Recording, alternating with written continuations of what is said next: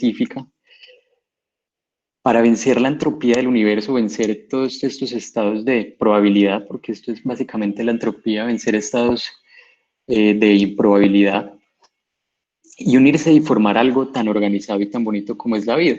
Y de hecho hoy vamos a ver eso, hoy va a ver lo que es una parte, uno de los componentes esenciales de la vida, que es el músculo, ya sea el músculo esquelético, el músculo estriado, el músculo liso.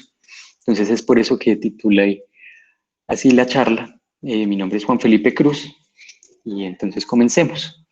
Como les mencionaba ahorita, la entropía es todo ese estado, es mal entendido como el estado de desorden al que tiende el universo.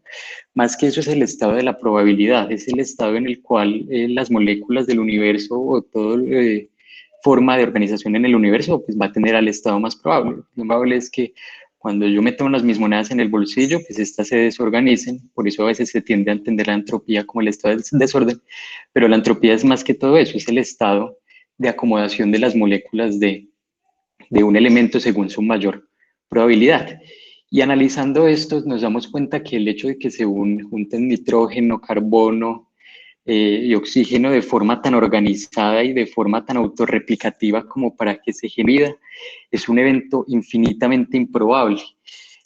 Porque si para una sola molécula las probabilidades son una entre 10 elevado a la 23 solamente para un elemento, como podría ser el helio, el hidrógeno, ahora para juntar tantas moléculas de forma tan ordenada, pues las posibilidades son infinitas y es por eso que la vida es tan asombrosamente improbable. Y una vez se genera esta vida que tiene características autorreplicativas, se empieza a generar un proceso de conciencia. Y las bases, pues, o uno de los componentes fundamentales de lo que es la conciencia es el movimiento. El movimiento, los seres vivos se mueven, nosotros como seres vivos nos vamos a mover para buscar alimento, esa sería una de las bases. También vamos a ver nuestro entorno y vamos a interactuar con este entorno, que es lo que da bases de la conciencia. Entonces, por eso el músculo, digamos, o estas formas de organización son tan importantes en la vida. Entonces, va a ver lo que es el músculo, cómo se divide se va a dividir en músculo esquelético, músculo cardíaco y músculo liso, que si bien tienen similitudes, también tienen diferencias que son sustanciales y que hacen que sean especiales y diferentes uno de otro. Entonces, los tres tipos de músculo tienen la misma función, su función es básicamente la misma, que es la contracción en un eje vectorial, y esta contracción en un eje vectorial lo que va a permitir es hacer un movimiento, ya sea un movimiento mecánico o un movimiento de este tipo bomba o un movimiento pues de constricción como sería en el músculo liso. Los tres parten la característica de que van a requerir ATP y calcio para poder ejercer esta contracción y también para poder ejercer la relajación, que también es un fenómeno muy importante. La diferencia entre estos es el cómo, pues si bien en el cómo hay muchos elementos que son similares, que son muy parecidos, hay diferencias sustanciales y sutiles que, digamos, hacen que cada músculo sea único. El para sí es completamente diferente en los tres tipos de músculo, la función que va a ejercer la contracción, y el cuándo también pues va a variar en estos tres tipos de músculos. Los músculos obviamente son células que se diferencian de otras células, pues básicamente en lo que serían las proteínas y el retículo endoplasmático liso.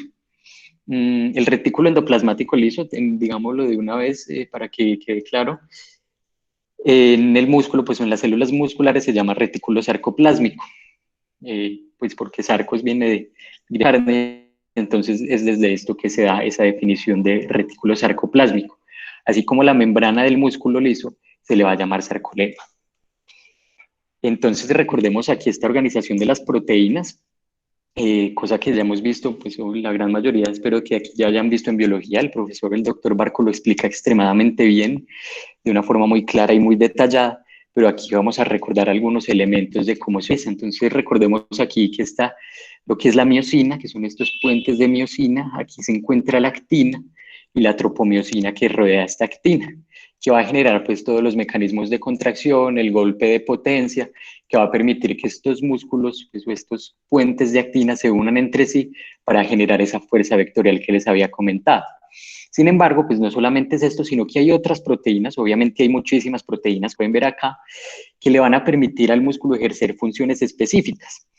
De aquí hay al menos 3, de pronto 4, bueno, 3 que sí son más comunes, 4 proteínas que estén involucradas en en algunas enfermedades del ser humano, de pronto no tan comunes en algunos casos, pero que sí se ven, incluso en manizales pues se ven casos, que son la distrofina. Entonces apréndanse ese nombre de proteína, la distrofina, la anquirina, la desmina y la timina. Entonces empecemos, digamos, con la que más asociación tiene, que es la distrofina.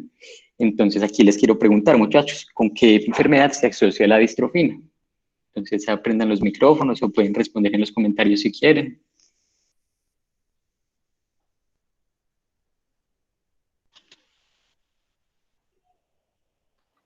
Con las distrofias musculares, la de Duchenne y la de Exacto. Becker principalmente. Exacto, muy bien, excelente, Salo. Excelente aquí, Raúl Vega en los comentarios y Mafe, la distrofia muscular de Duchenne. Entonces aquí vemos en la distrofia muscular de Duchenne que hay una mutación o ausencia completa de la distrofina. En la distrofia muscular de Duchenne es la ausencia total de la distrofina, mientras que en la de Becker es una mutación, pues entonces hace que sea una deficiencia parcial. Tristemente, la distrofia muscular de Duchenne, que es la más grave, la más severa, es la más común. Entonces aquí vemos este corte transversal del músculo, aquí vemos los filamentos pues, o las fibras musculares, y cómo con intención inmunohistoquímica se buscó, pues, anticuerpos que tenían inmunofluorescencia, se buscó teñir todo lo que era la distrofina en el músculo. Y este es un músculo normal, el de la izquierda. Entonces vemos cómo se fijan aquí a la distrofina y van a permitir que el músculo se fije a los tendones y se fije pues a estas otras paredes para permitir tener esta fuerza de agarre. Y aquí a la derecha vemos a un paciente, pues un corte transversal de un paciente con distrofia muscular de Duchenne que también le hicieron la misma técnica inmunohistoquímica y vemos que hay ausencia completa, total de la distrofina. Entonces esto hace que el músculo no tenga ese soporte y ese agarre que le permita generar la contracción. Entonces, como no puede generar la contracción, pues el músculo empieza a atrofiarse y se ven todas las manifestaciones clínicas pues, de estos pacientes, pues, y muchos otros elementos fisiopatológicos que no vamos a profundizar hoy. Bueno, entonces la segunda patología que les estaba mencionando es la anquirina, la proteína es la anquirina, y vuelvo y les pregunto, ¿con qué enfermedad se encuentra asociada a esta?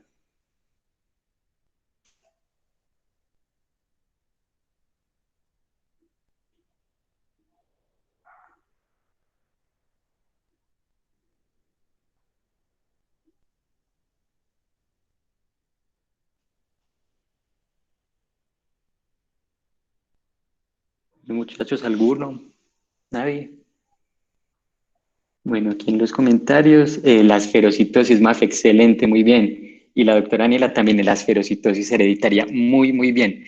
Entonces aquí vemos que no solamente en el músculo nosotros tenemos estas proteínas, sino que también en otros órganos o células, mejor, tenemos también estas proteínas que van a permitir como esa fijación y van a permitir una mm, movilidad de la membrana. Entonces aquí vemos la anquirina, que se va a unir a la espectrina, y en la esferocitosis hereditaria lo que va a suceder es eso, va a ser una mutación ya sea de la anquirina, de estas proteínas pues, transmembranales o de la espectrina, que va a hacer que se genere una esferocitosis y que los glóbulos rojos no sean deformables y pues esto va a llevar a una hemólisis y a todas las manifestaciones clínicas de los pacientes.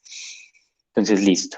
Si no habían puesto cuidado antes pues, de todo lo que he dicho, aquí es muy importante que presten atención porque ya es en esto en lo que se va a basar toda la charla y la parte fundamental que va a establecer las diferencias entre los 3 tipos de músculo. Entonces nosotros vamos a empezar hablando del músculo esquelético, que es aquel que digamos la mayor cantidad de cosas para después diferenciarme de las otras. Ya siempre se empieza hablando del músculo esquelético y ya se habla del músculo cardíaco y del músculo liso para ver las diferencias pequeñas que tiene. Entonces vamos a empezar viendo este. Vemos aquí que tiene un sarcolema que es la membrana de la fibra muscular. Y una característica, empecemos a ver las diferencias del músculo liso, es que estas fibras musculares o las células musculares se encuentran fusadas. Entonces vemos aquí que se encuentran como si fueran una sola célula, con los núcleos fusionados siendo una sola. Este tiene obviamente mitocondrias y vemos que tiene miofibrillas. Y estas miofibrillas, que son las mismas proteínas que les había comentado anteriormente, la actina, la miosina, la tropomiosina, están alineadas en esta forma, se alinean y toman esta alineación para generarme la contracción. Entonces, en esta miofibrilla, que es esta unidad funcional del músculo, que es se me fue el nombre, que está entre las dos líneas Z, así como en el glomérulo es la unidad funcional del riñón, así como el alveolo es la unidad funcional del pulmón. Entonces, ya en este músculo esquelético vemos que esta fibra muscular, o también llamada célula muscular, se va a desprender de las miofibrillas, pues tienes las miofibrillas dentro de sí, y vemos que esta fibra muscular se va con muchas otras fibras musculares. Se va a unir con otras fibras musculares para formar lo que es un fascículo muscular. Y para la formación de este fascículo muscular, pues se requieren ciertos elementos y ciertos componentes de tejido con sarcómera. Aquí respondieron en los comentarios, gracias. Se requieren elementos celulares de tejido conectivo que me mantengan unidos y me organicen en ciertas disposiciones estos fascículos. Entonces vemos que cada fibra muscular se va a encontrar rodeada por algo que es llamado el endomisio, que es tejido conectivo, como vemos aquí a la izquierda. Todas esas fibras musculares me forman un fascículo. Los fascículos van a estar rodeados por perimisio, que es este de acá, y ya posteriormente todos, o pues un conjunto de fascículos van a estar rodeados por lo que es epimisio. Entonces el músculo esquelético tiene la característica que también es diferencial de de los otros dos tipos de músculo, que va a comenzar en lo que es la corteza motora, una neurona motora, y que esta neurona motora va a llevar sus fibras o va a llevar sus componentes desde el cerebro hacia el músculo y va a llevar la inervación. Entonces esta pregunta ya es para los más chiquitos, pues no es relacionada con clínica. ¿Cómo se relaciona la inervación con el tipo de movimiento que realicen estos músculos? Si es movimiento fino, si es para motricidad gruesa, cómo están inervados los músculos que son finos y cómo están inervados los músculos gruesos.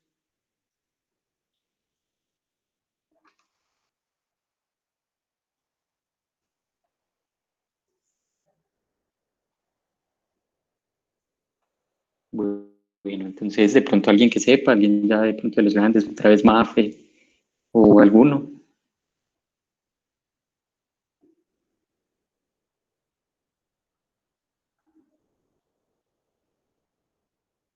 Bueno, entonces recordemos que los músculos que tienen una motricidad fina son aquellos que tienen una sola motoneurona para sí mismos.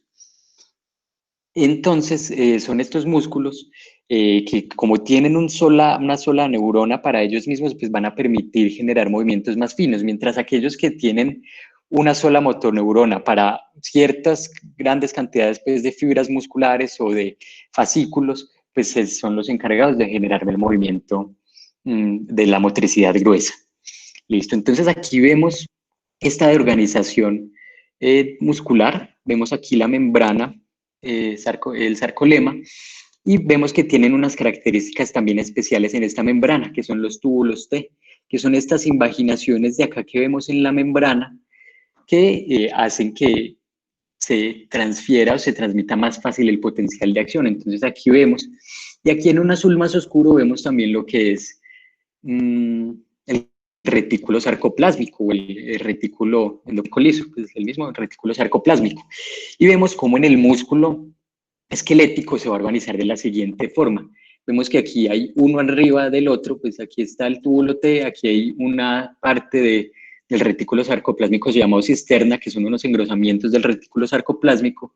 Aquí hay otro engrosamiento también del retículo sarcópico llamado cisterna, y vemos como si fuera un sándwich, como si fueran todos los dos panes, las cisternas del retículo sarcoplásmico van a ponerse sobre el túbulo T en una forma que se llama triada. Entonces vemos acá que está este sobre este como si fuera un sándwich, entonces digamos, por eso se le da el nombre de triada, y es otra de las diferencias fundamentales del músculo esquelético comparado con el músculo cardíaco. Entonces, bueno, al principio vieron que las imágenes estaban un poco minimalistas, estas ya están un poco pseudo-realistas, entonces pongámonos un poco abstractos y veamos pues cómo funcionan este músculo. Les aclaro, pues reitero que estos esquemas que hay aquí son netamente didácticos e ilustrativos, no pues, son una representación a escala o real de los eventos que ocurren intramuscularmente, pero pues la idea es esa, es entender de forma adecuada cómo sucede la contracción. Entonces aquí tenemos en amarillo lo que es el axón, tenemos aquí y desde la corteza motora va a venir lo que es la contracción, y pues cómo se va a representar esta contracción o este impulso nervioso, perdón, se representa como la entrada de sodio al axón.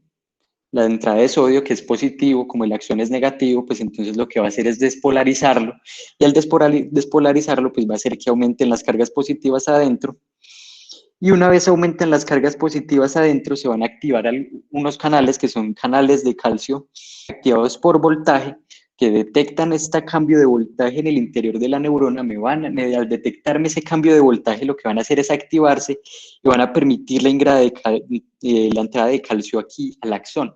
Y con esa entrada de calcio aquí al axón, pues van a activar algunas proteínas sinaptobeurinas, tagminas, que lo que van a hacer es liberar estas vesículas de aquí adentro que tienen acetilcolina, y se van a liberar pues la acetilcolina a la hendidura neuromuscular. Se va a unir la acetilcolina a sus receptores específicos ionotrópicos, y al unirse pues van a hacer que este canal o este receptor de acetilcolina se active, y al activarse pues va a hacer lo mismo, va a hacer que empiece a entrar sodio a la célula muscular. Este es el axón, esta es la célula muscular pues esquelética. Entonces va a empezar a ingresar el sodio aquí a esta célula muscular, se empieza a despolarizar igual que el axón, y al despolarizarse va a transmitir toda esta despolarización. Pero aquí entran en juego lo que son los túbulos T que les había mencionado. Estos túbulos T, como son prolongaciones de la membrana, van a permitir que se prolongue y se transfiera el potencial de acción de forma más rápida y profunda hacia el músculo, para que la despolarización se dé de forma uniforme, no al mismo tiempo, pero sí uniforme en estas fibras musculares. Entonces, una vez ingresa todo este sodio por acá, ingresa este sodio por acá, aquí vemos en azul, muy abstracto, lo que es el retículo sarcoplásmico, vemos esto. Entonces aquí también está esta presentación, digamos, de una fibra motora extremadamente fina, porque tiene muchos axones inervándola. Entonces, ve, aquí es la representación de lo mismo, cómo se despolariza la membrana, se empieza a despolarizar, y cómo va a afectar a toda la cantidad de la fibra muscular gracias a los túbulos T.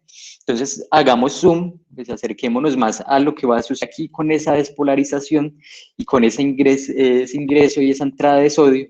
Entonces, tenemos lo siguiente. Vuelvo y reitero y les digo que esto es completamente esquemático, esto no es así, pues es verde y lo morado no es así, esta no es la disposición de la actina ni de la miosina, no se organizan así, no están unidas de esa forma, pero es para representar. Entonces aquí vemos en rojo lo que es el túbulo T, como si lo hubiéramos girado, como si lo hubiéramos volteado para verlo así de esta forma. Entonces este de aquí es el túbulo T. Entonces vemos y recordamos que por aquí va a estar ingresando el sodio. Va a estar ingresando aquí el sodio por el túbulo T, o se va a estar despolarizando la fibra muscular. Entonces se empieza a despolarizar y va a suceder algo muy similar que lo que sucedía en el axón. Al despolarizarse, pues va a ingresar el sodio, y aquí hay unos canales que van a ser canales receptores de voltaje o canales sensibles al voltaje, que son canales de calcio, que también son llamados canales dihidropiridínicos o canales de calcio tipo L. Entonces, pónganle mucha atención a esto, muchachos. Esos canales son muy importantes en muchos aspectos farmacológicos y funcionales, porque al activarse estos canales, al detectar el cambio del voltaje en la membrana, pues ellos tienen la capacidad de sensarlo, y lo que van a hacer es ingresar calcio desde la membrana, pues desde el espacio extracelular, perdón, y empiezan a ingresar el calcio hacia lo que es el músculo esquelético. En el músculo esquelético aquí hay una diferencia importante, y es que, bueno, aquí lo dibujé mal, pero el músculo esquelético y los canales de HP, los hidropiridínicos, o los canales de calcio dependientes de voltaje, están unidos mecánicamente, o sea, están muy fuertemente unidos a estos canales azulitos de acá. Entonces, con este ingreso de calcio en el músculo esquelético, van a hacer un efecto mecánico, la verdad no entendí muy bien esto parte del efecto mecánico, pero es como si al pasar el calcio por ahí se activara o el calcio tocara el otro canal mecánicamente, no tanto como neurotransmisor o electroquímicamente, sino que lo toca si fuera pues de la forma mecánica. Y al tocarlo, lo que va a hacer es que este se active, que estos canales de aquí se activen y estos canales de acá se van a llamar canales de liberación de calcio, del retículo de calcio, calcio del retículo sarcoplásmico, que son también mejor conocidos y más fácil que decir todo eso, canales de rianodina.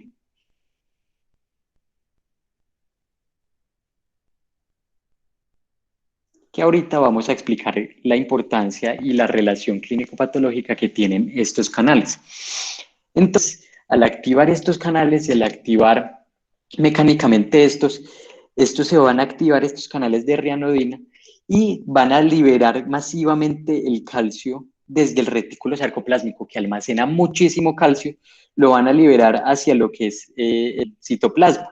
Y ya recordamos todo, como nos explica el doctor Barco muy bien, que el calcio se va a unir a las troponinas, a la troponina C, estas van a hacer un cambio conformacional, estas se une el ATP, se hidroliza, hay un golpe de potencia que va a permitir la contracción muscular. Todo gracias a esta liberación de calcio. Esta liberación de calcio es tan masiva y, digamos, tan rápida que también es conocida como chispazos de calcio y muchas veces, pues en los experimentos que hacen, lo que hacen es teñir el calcio con radiomarcadores fluorescentes y observan esta liberación y esta contracción del calcio como si fueran chispas, porque se libera muy rápido y a la vez se devuelve muy rápido hacia el retículo sarcoplásmico. Sin embargo, este calcio que está aquí, que se encuentra aquí en el citoplasma, no puede quedarse ahí para siempre. Este calcio tiene que volver hacia el retículo sarcoplásmico o tiene que salir hacia el espacio extracelular, primero para que se dé la relajación, que es un fenómeno muy importante y muchas veces dejado atrás pues, por parte del estudio de la fisiología y de las patologías cardíacas pues, al momento de estudiarlas nosotros. Y también porque si se queda este calcio aquí, pues producir toxicidad en la célula, pues va a activar las caspasas y todas estas vías de muerte celular relacionadas con el calcio. Entonces hay varios mecanismos pues, por los cuales se va a extruir o se va a sacar este calcio del citoplasma. Uno de ellos son estos canales NSX y estos que son PMCA, que si pues, no son tan relevantes, pues sacan un bajo porcentaje del calcio, tienen esta función. Ya los más importantes y que son los que van a introducir el calcio al retículo sarcoplásmico, perdón, son estos canales cerca, se llaman cerca, de pronto han oído el nombre, que son unos canales de calcio que dependen de ATP. Entonces utilizan el ATP como fuente de energía para ingresar el calcio al retículo sarcoplásmico y para así generar pues nuevamente un ciclo de contracción, porque con el calcio aquí, pues lo que les había comentado, no es posible que se vuelva a dar. Entonces aquí ya continuamos con lo que les estaba mencionando. Entonces de aquí lo vemos un poco más realista, lo que les mencionaba, la parte del axón, cómo libera sus moléculas, cómo va a liberar la acetilcolina aquí en la hendidura neuromuscular y va a generar esa despolarización. Aquí vemos lo que les había comentado también, entonces aquí recordemos el sándwich del retículo sarcoplásmico, el túbulo T y aquí la otra cisterna del retículo sarcoplásmico. Y aquí están los canales dihidropirimidínicos o canales de calcio, que lo que van a hacer es ingresar el calcio y como tienen un contacto aquí que se puede ver mejor que en el dibujo, un contacto tan estrecho, van a ejercer una fuerza o van a tener una influencia mecánica sobre estos canales de rianodina y van a generar que estos se abran y al abrirse, pues estos van a liberar todo el calcio hacia el citoplasma permitiendo la contracción. Entonces, ¿cómo se acuerda uno de estos canales hidropiridínicos y los canales de rianodina? Pues a través de una correlación farmacológica y, digamos, también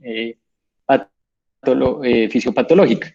Y es que hay unos fármacos, unos medicamentos llamados antagonistas de calcio dihidropiridínicos y otros no dihidropiridínicos que van a actuar sobre estos canales.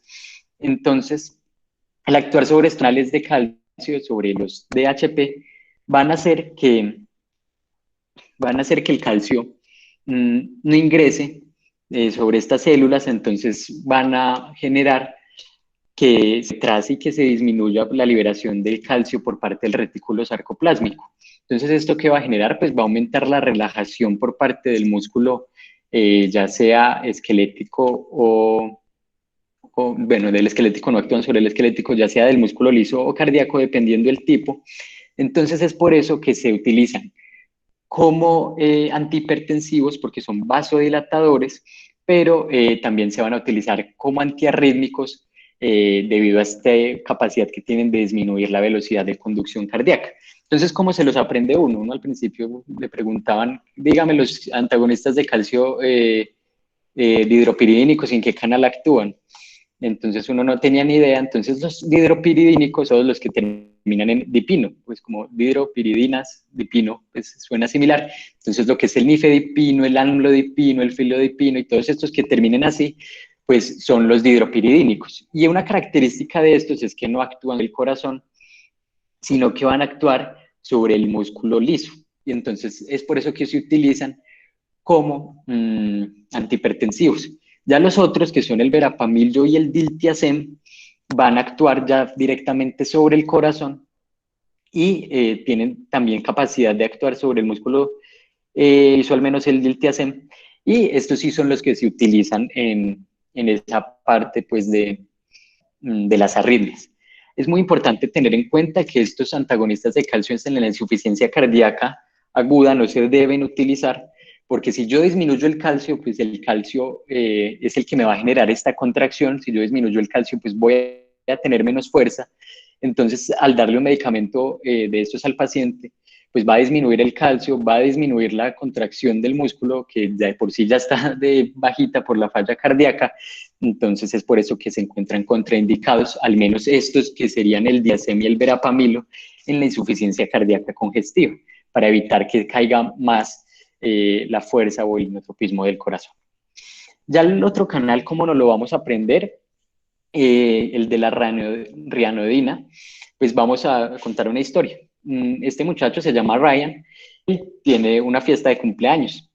Entonces le hicieron la fiesta de cumpleaños, sin embargo, él en el colegio, pues donde estuviera antes con sus compañeros, amigos, lo que fuera, se puso muy caliente o cometió un error. Entonces los amigos le pegaron esto en la fiesta y le dijeron Ryans, y pues eso lo puso muy triste. Pero aquí está el papá, que se llama Dan, pues para quitar el cartel y para evitar todo esto. Entonces esta historia pues se relaciona con lo que es una enfermedad conocida o llamada como hipertermia maligna. La hipertermia maligna se da muchas veces con lo que es anestésicos inhalados, inhalatorios, o con el relajante muscular succinilcolina. Entonces, por eso el nombre de SOX, succinilcolina. Y lo que sucede es que la succinilcolina y todos estos anestésicos inhalatorios, el propofol, no, el alotano, el desflurano, y todos estos lo que van a hacer es activar los canales de rianodina, por eso Ryan SOX y la succinilcolina, lo que va a hacer es activarlo en algunas personas que tienen esa predisposición genética para que se activen por estos anestésicos, y al activarse pues se va a liberar calcio de forma masiva en el citoplasma.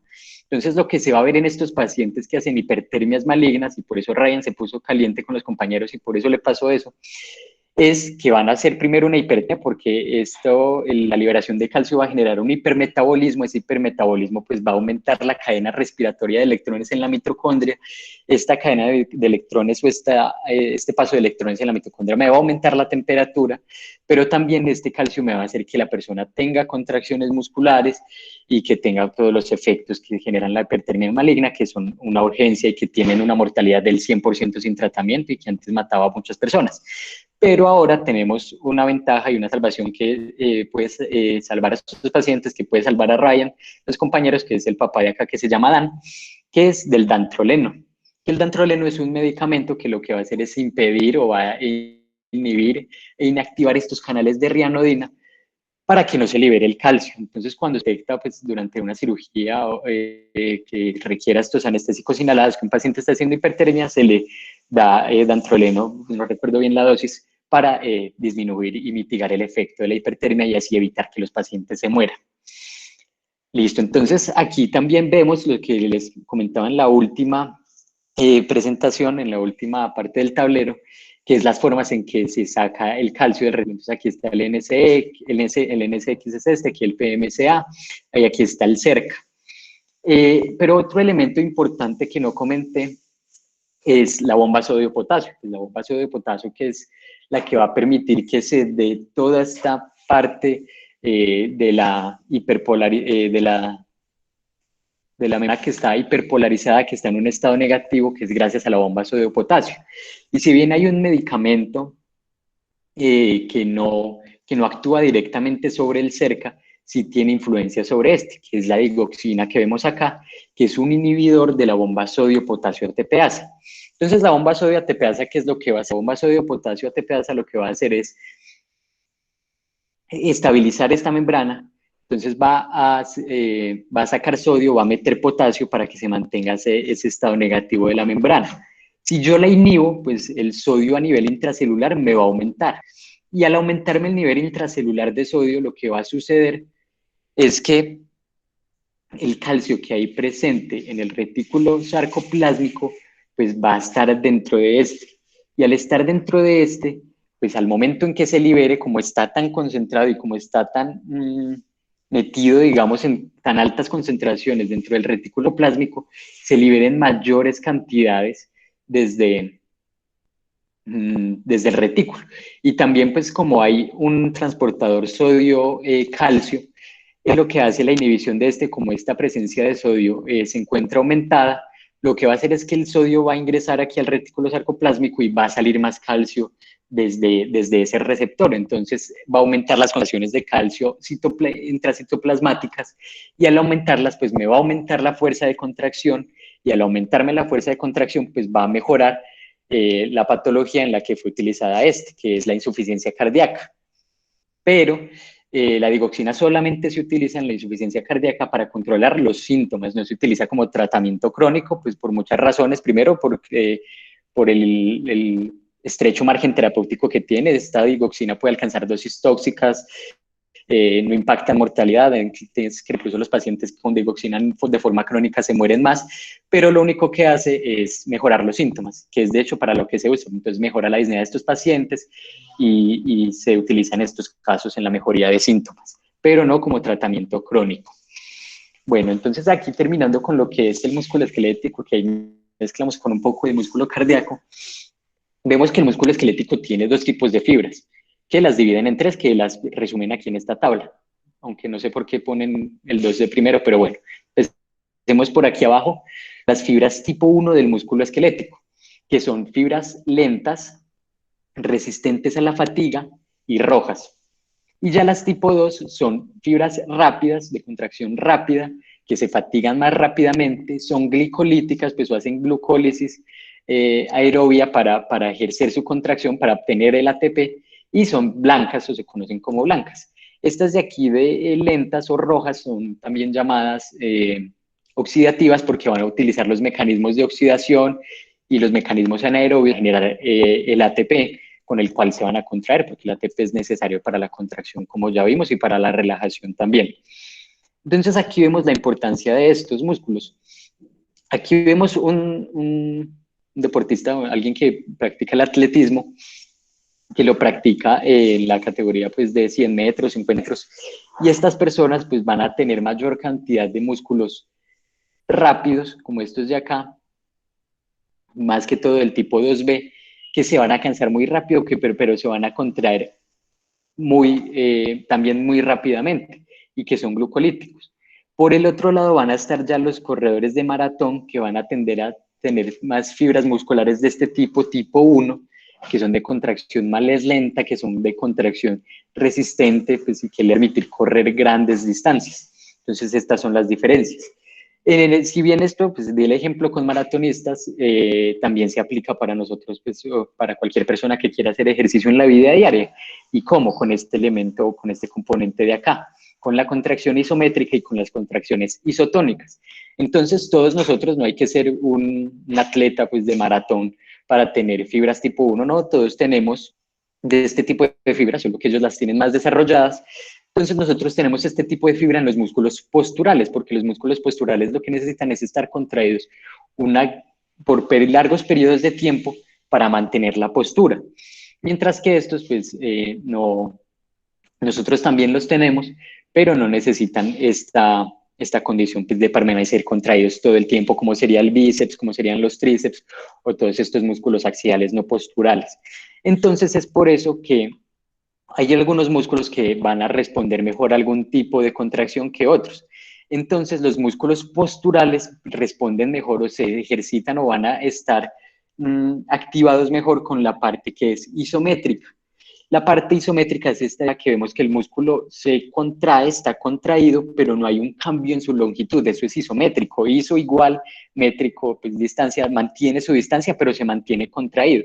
Mientras que el isotónico es aquel que se contrae y que al contraerse va a cambiar o va a generar un cambio en la distancia del músculo. Entonces es por eso que los entrenamientos isométricos para los músculos posturales son tan buenos, porque esta es la forma en que el músculo postural trabaja. Entonces es por eso que el hacer planchas, que es un ejercicio isométrico, el hacer, pues, todas estas levantaciones de vales también de forma sostenida, que son ejercicios isométricos, van a desarrollar también estos músculos.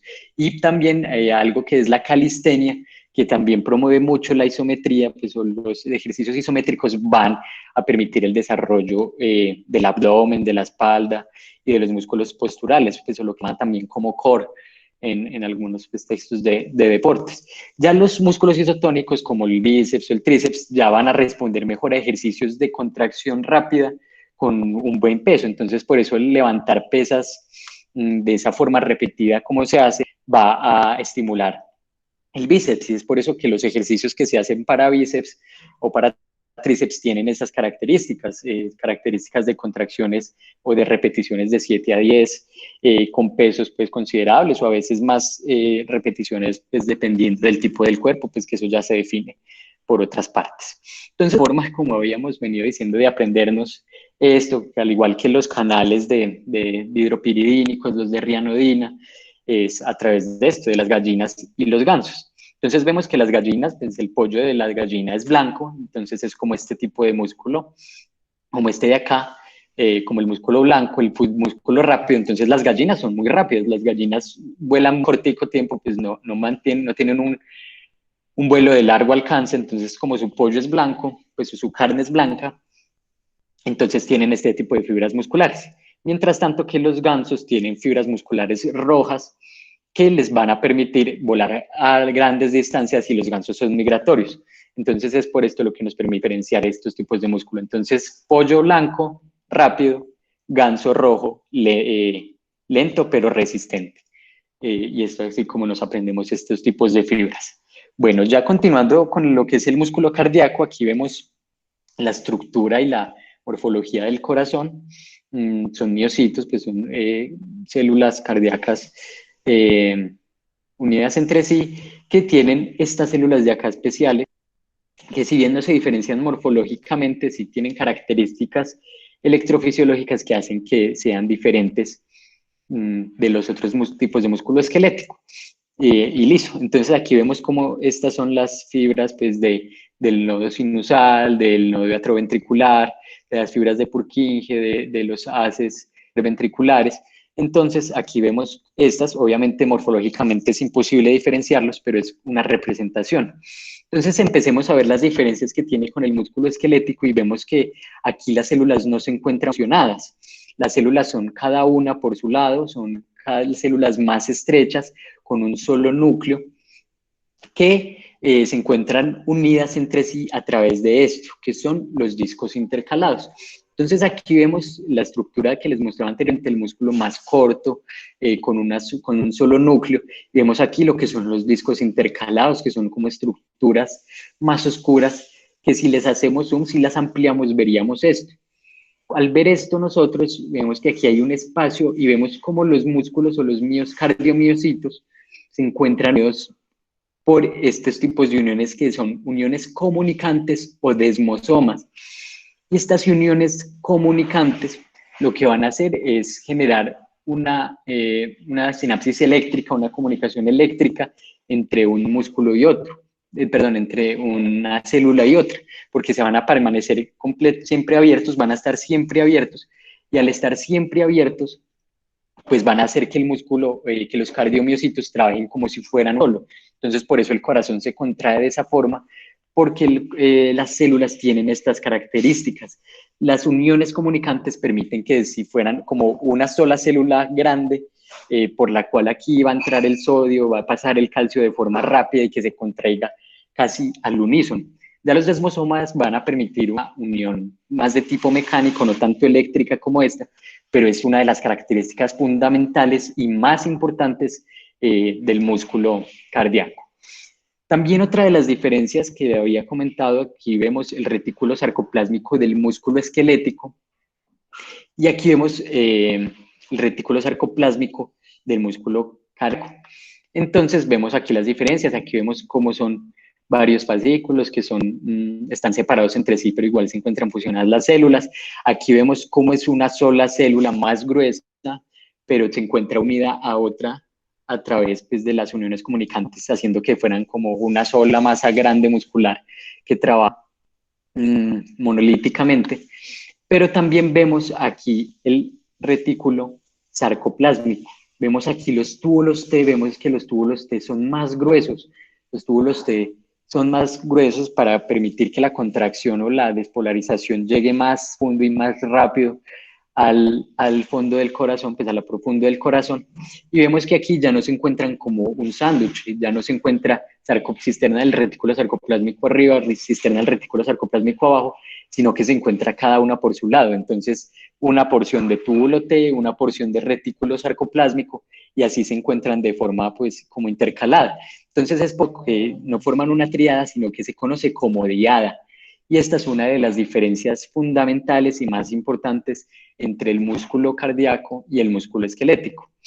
De resto, las similitudes y las formas de contracción son iguales, excepto en esta parte de acá, que es la parte de la relajación. El músculo esquelético, si bien todos los mecanismos de relajación son iguales, como lo mencioné en el músculo esquelético, la relajación por parte del músculo cardíaco puede verse influenciada por elementos intrínsecos o por proteínas intrínsecas del corazón, como lo sería esta de acá, que es el fosfolambán. El fosfolambán lo que hace es, bueno, el fosfolambán tiene dos estados, tiene un estado fosforilado y un estado desfosforilado. Cuando está desfosforilado, lo que va a hacer es aumentar o va a mejorar la captación de calcio por parte del cerca, que es este de acá, el cerca, acordémonos que es esa proteína de calcio dependiente de ATP, que utiliza el ATP, el cerca, para meter calcio de nuevo al retículo sarcoplásmico y permitir la relajación. Entonces, al estar fosforilado, lo que hace es que va a aumentar la cantidad de calcio que ingresa al retículo sarcoplásmico. Al aumentar la cantidad de calcio que aumenta el retículo sarcoplásmico, me va a mejorar la relajación cardíaca, pero a la vez, como aumenta la concentración de calcio en el retículo sarcoplásmico, esta se va a liberar en mayores cantidades por gradiente de concentración y gradiente electroquímico hacia el citoplasma. Entonces, si me mejora la relajación, también me va a mejorar la fuerza de contracción. Y al mejorarme la fuerza de contracción, digamos, se ha visto en modelos murinos como una muy buena alternativa para tratamiento de insuficiencia cardíaca. Sin embargo, pues todavía se encuentra estudiando como las formas en que se podría desfosforilar o fosforilar, pues dejar esto a nuestro antojo. Cuando a los ratones o a estos modelos murinos se les quitaba el fosfolambán, sufrían cardiomiopatías dilatadas congénitas muy severas. En los humanos también sucede esto, sin embargo, pues no es la principal forma en que se producen las cardiomiopatías dilatadas en el humano. hacen parte con menos del 1% de los casos que se producen. Las miocardiopatías dilatadas del humano son más que todo por mutaciones en la titina. Pero este es el fosfolambán y los mecanismos de regulación son muy importantes e importantes pues, a nivel de investigación y a nivel farmacológico a futuro. Entonces, otra de las diferencias que tiene el músculo esquelético y cardíaco es esta de acá que vemos representada por una gráfica. Entonces, empecemos viendo lo que dice acá, que esquelético activo, cardíaco pasivo, esquelético pasivo. El movimiento activo, pues, o la contracción activa o la tensión activa es básicamente lo siguiente. La contracción pasiva, ya sea del músculo cardíaco o esquelético, es como si yo tuviera el músculo ahí muerto, pues como si no lo tuviera con ningún estímulo, ya sea de una motoneurona, ya sea sin ningún estímulo pues de los nodos que me van a generar la contracción. Es como si yo tuviera un pedazo de carne, pues ahí en la carne del almuerzo, que es músculo esquelético ahí, y yo empezar a ejercerle tensión. Ya el esquelético activo y el cardíaco activo son estos músculos, pues esta carne o este corazón que yo tengo ahí, cuando se le ejerce unción, pues, o para que se desporalice y se contraiga. Entonces, yo empiezo a jalar ese músculo, es como si yo cogiera la carne del almuerzo y la empezara a jalar y la empezara a hacer fuerza para estirar sus dos extremos. Pero en el activo, esta carne me ejerce una resistencia, ya sola se contrae, ya sea por una motoneurona, ya sea por algún estímulo eléctrico, ella misma se contrae y yo le estoy ejerciendo esa fuerza. En cambio, en el pasivo, pues no hay ningún elemento del músculo que se contraiga, entonces yo puedo estirarla como quiera. Entonces aquí vemos lo que es el esquelético activo. Entonces vemos cómo el esquelético activo tiene porcentajes de tensión máxima muy altos y alcanza longitudes del sarcómero aquí, pues al estirarlo muy amplias, lo que nos indica que el músculo es pues, mucho más elástico que el músculo cardíaco por la presencia de titina. La titina es la que le da esta elasticidad al músculo esquelético, que en el cardíaco no se expresa como de una forma tan florida, podríamos decir. Entonces aquí vemos que el cardíaco activo, nosotros de forma activa pues lo empezamos a contraer y llega a un punto o a un límite de tensión máxima que luego decae rápidamente, no tan rápido como el músculo activo. Y vemos que si nosotros empezamos a estirar y a estirar y a estirar este músculo, llega ya casi a una tensión infinita que va a generar dos cosas, que la tensión sea demasiado alta en este músculo o que el músculo se rompa, cosa que no sucede en el músculo esquelético. Aquí vemos que nosotros podemos, el músculo esquelético pasivo, estirarlo, pues no indeterminadamente, pero sí estirarlo muchísimo sin que este se rompa. Entonces esto nos da cuentas de las características estructurales del músculo cardíaco y esquelético que hacen que el músculo cardíaco sea tan especial y tan bonito, porque esto es lo que le permite tener las siguientes características intrínsecas de los miocitos o de la razón como tal, que es que va a tener una precarga, va a tener una poscarga y va a estar sujeto a las leyes de Frank-Starling. Entonces, esto es tema de las charlas siguientes, aquí les dejo como coming soon, pero voy a hacerles un pequeño spoiler de lo que es la precarga, que de pronto es un concepto complejo de entender y que es altamente relevante para entender la fisiopatología de muchas enfermedades. Entonces, la precarga es dependiente del volumen telediastólico, o sea, de toda la sangre que está al final en el corazón. Entonces, la precarga es la distancia o la cantidad de distensión que hay en un sarcómero y otro y toda esta tensión que va a acumular el corazón cuando está completamente lleno de sangre. Y cuando está completamente lleno de sangre, pues es antes de que se va a contraer. Entonces, el volumen telediastólico y la longitud de los sarcómeros que se presentan pues, en el cardiomiocito van a definir esto como es la precarga. Entonces, hay elementos que me van a aumentar o me van a disminuir la precarga, y esta precarga pues, va a tener efectos sobre todas estas partes de leyes de Frank-Starling, y la poscarga también va a ejercer efectos sobre la precarga, pero eso es para otra charla futura, de las cuales ya les hice un spoiler pequeño. Entonces, ya para terminar, tenemos aquí lo que es el músculo liso.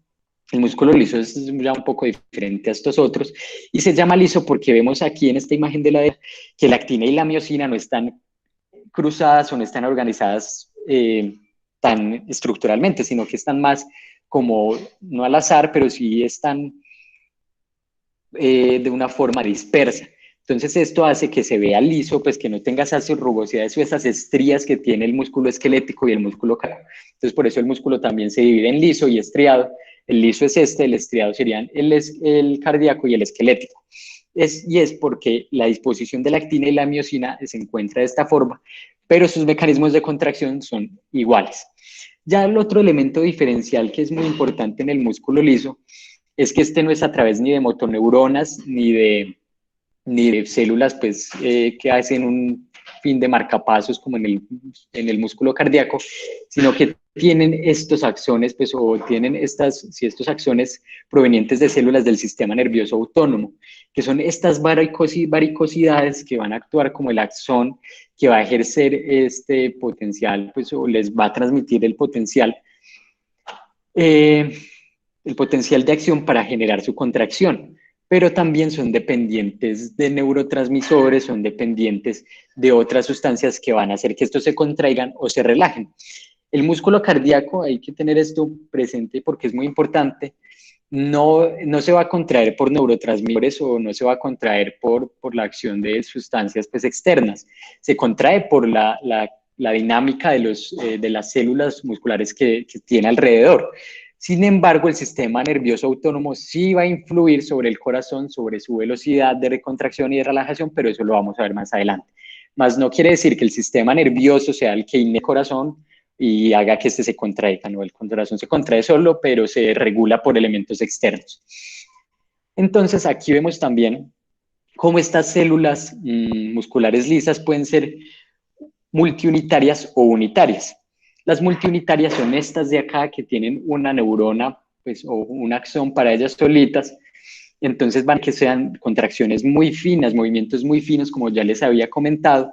Y estas aquí que son multiunitarias es poquitos axones para muchas células. Entonces va a ser que sean para ya elementos no tan finos, para cavidades o elementos más grandes, como vemos aquí abajo. Entonces, los cuerpos ciliares del ojo tienen este tipo de inervación multiunitaria, que es para que las pupilas se cierren y se abran, que son movimientos extremadamente finos, o la piloerección, que también es algo muy único, pues muy unitario. Y ya la parte de la unitaria se va a encontrar en elementos más grandes, como son las vísceras huecas, en las cavidades. Entonces, en el estómago, en el intestino delgado, en el intestino grueso, en los vasos sanguíneos, hacer que estos se contraigan o se dilaten dependiendo pues del estímulo. Ya entonces aquí para resumir y para finalizar, vemos las diferencias más importantes que hay en estos tres tipos de músculos. Entonces vemos que está el músculo esquelético, el cardíaco y el liso. Estos dos son estriados, por lo que ya les había dicho de la organización de las fibras de la actina y de la miosina. El liso, si bien tiene las mismas proteínas, no va a tener estos mismos patrones de contracción. La actina y la miosina pues van a formar los sarcómeros, aquí no se van a organizar en sarcómeros. Aquí no hay uniones pues de unión como si lo hay en el músculo cardíaco y liso. Aquí también hay de estos tipos de sinapsis eléctricas que van a hacer que se contraigan todos al unísono. Aquí se menciona que cada fibra está inervada por una motoneurona. Aquí viene el músculo liso y el cardíaco forman un sinsitio como si fueran uno solo. Las formas en que se va a unir la troponina, la calmodulina, la forma del retículo plásmico y muy importante la forma del retículo sarcoplásmico y de los túbulos T. Entonces aquí vemos que en el esquelético se va a formar lo que es una triada, aquí en el cardíaco una diada, y aquí en el músculo liso no hay túbulos T y pues no hay esta invaginación de la membrana celular para que se dé la contracción, sino que es más que todo por los segundos mensajeros que les había comentado y por neurotransmisores. Entonces ya muchachos, para terminar, quiero dejarles la charla con esta frase, que la vida es asombrosamente improbable, compleja, incomprensible, difícil, pero a la vez hermosa, que lo mejor que nosotros podemos hacer es disfrutarla, como yo disfruté el día de hoy aquí dándoles esta charla a ustedes y espero que ustedes también la hayan disfrutado. Muchas gracias.